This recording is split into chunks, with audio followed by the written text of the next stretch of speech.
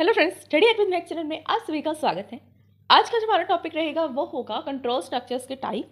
ठीक है, इससे प्रीवियस वीडियो में हम टॉपिक डिस्कस कर चुके हैं what you mean by the control structure, how they work, कि क्या होता है कंट्रोल स्ट्रक्चर, कैसे काम करता है, किसी कंट्रोल स्ट्रक्चर कहते हैं। ठीक है, फ्लो ऑफ कंट्रोल क्या होता है, ये हम इससे प्रीवियस वीडियो में डिस्कस कर चुके हैं, जहाँ पर हमने इंट्रोडक्शन देखा था कंट्रोल स्ट्रक्चर का। अब इस टॉपिक में हम यहाँ पर कंट्रोल स्ट्रक्चर के टाइप्स को डिस्कस करेंगे कि कंट्रोल स्ट्रक्चर्स कौन कौन से हैं और किसका सब टाइप कौन सा है, किस तरह से उसे यूज़ किया जाता है, कौन सा कंट्रोल स्ट्रक्चर किस लिए यूज़ होता है और उसका वर्क क्या है। ठीक है, तो चलिए फटाफट से वीडियो को स्टार्ट करते हैं और देखते हैं कंट्रोल स्ट्रक्चर्स। देखिए, अगर कंट्रोल स्ट्रक्चर्स के टाइप्स की बात करें या फिर नॉर्मली कंट्रोल स्ट्रक्चर की बात करें तो उसको टू कैटेगरीज में डिवाइड किया जाता है। क्या किया जाता है? टू कैटेगरीज में डिवाइड किया जाता है। सबसे फर्स्ट कैटेगरी जो हमारी होती है वो होता है decision making statement. First category क्या है? Decision making statement. Second category क्या है? Looping statement. ठीक है, एक कैटेगरी डिसीजन मेकिंग और लूपिंग कैटेगरी। अब जैसे कि आपको नेम से पता लग रहा है कि डिसीजन मेकिंग, डिसीजन क्या होता है? कोई भी हमारा कंक्लूजन, कोई भी हमारा डिसीजन, कोई हमारा निर्णय, जिसे हम बोलते हैं ना कि ये हमारा डिसीजन है, फाइनल है, इसके बाद हम और डिसीजन नहीं लेंगे, इस तरह से हम बोलते हैं। डिसीजन क्या होता है कि एक नंबर ऑफ टाइम पर कुछ नंबर ऑफ सिचुएशंस हैं हमारे पास, उन नंबर ऑफ सिचुएशंस में से या नंबर ऑफ चॉइस में से जब हम किसी एक पर्टिकुलर सिचुएशन को, पर्टिकुलर आंसर को या सॉल्यूशन को चूज करते हैं, उसे हम डिसीजन बोलते हैं। हमारे पास बहुत सारे स्टेटमेंट्स हैं, हमें नहीं समझ में आ रहा कौन सी को चूज करें, किसी ना किसी क्राइटेरिया के बेस पर हमने इस वाली को चूज कर लिया। ठीक है, तो ये हमारा डिसीजन है कि इतनी सारी प्रॉब्लम स्टेटमेंट थी, हमने जिस भी सॉल्यूशन को चूज किया है वो क्यों किया है, वो हमारा डिसीजन है। ठीक है, मेकिंग मीन बनाना, सिंपल है। मेकिंग का मतलब क्या होता है? बनाना। एंड स्टेटमेंट जो होती है वो स्टेटमेंट होती है। तो डिसीजन मेकिंग स्टेटमेंट का मीनिंग क्या हुआ? ऐसी स्टेटमेंट जो हमें डिसीजन लेने में हेल्प करे, ऐसी स्टेटमेंट्स जो हमें डिसीजन लेने में हेल्प करे, उसे हम डिसीजन मेकिंग स्टेटमेंट बोलते हैं। अब डिसीजन मेकिंग स्टेटमेंट में कौन सी स्टेटमेंट्स आती हैं? सबसे फर्स्ट स्टेटमेंट यहाँ पर आती है इफ स्टेटमेंट। इफ में क्या है? सिंपल इफ कंडीशन होती है। सेकंड आती है if else condition. If else में क्या होता है?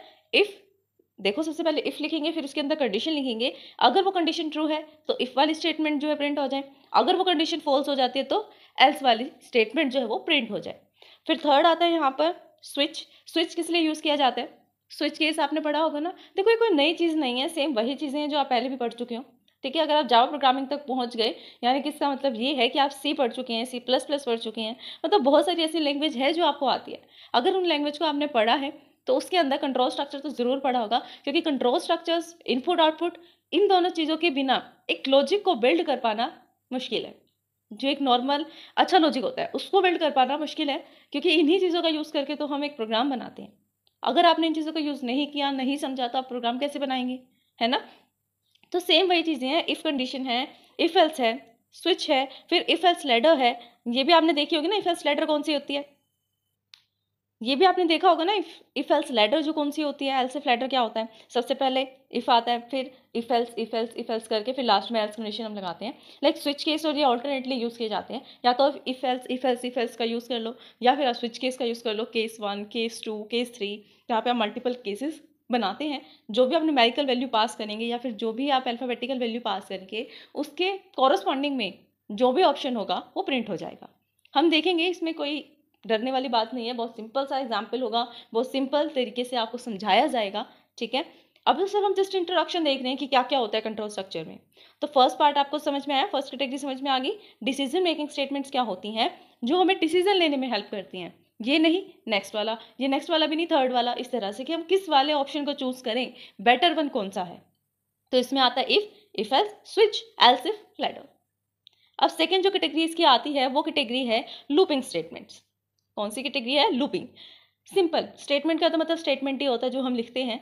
ठीक है, या फिर number of conditions, number of operations आप इसे बोल सकते हैं। अब बात आती है लूपिंग की। लूपिंग क्या होती है? लूप, लूप का मीनिंग है कंटिन्यूसली चलते रहना, लूप में चलते रहना, चलते रहना, चलते रहना, चलते रहना, एक ही चीज को बार बार बार बार बार बार बार करते रहना।